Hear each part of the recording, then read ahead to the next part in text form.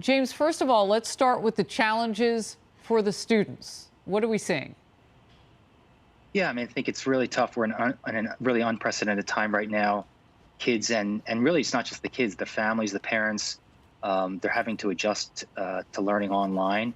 But I think there's a silver lining to a lot of this, and the silver lining, hopefully, that people see is that a lot of families, a lot of parents, they can spend more time with their kids, get involved with their education. I think it's a real opportunity for parents and kids to connect. What about parents of special education students? One of my neighbors is dealing with some challenges right now because her little one doesn't do well with the Yeah. digital learning.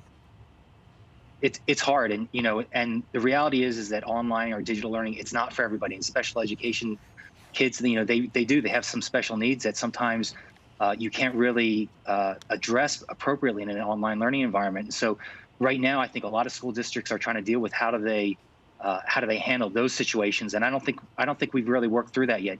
Online learning can work very effectively for some special education situations, but certainly not for all. So I think we have to take the guidelines of the home districts as well and see what they want to do and how they want to address it.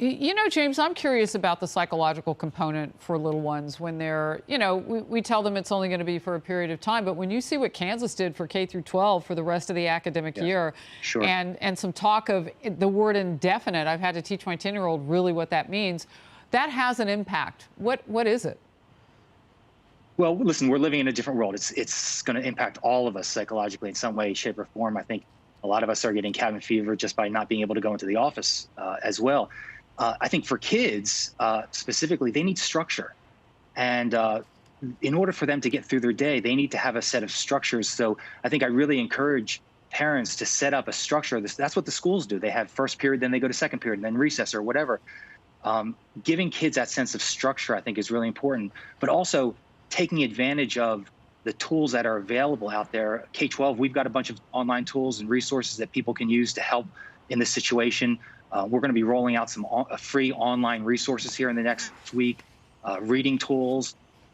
So I think really the most important thing is to provide that structure and use the resources that are available to parents.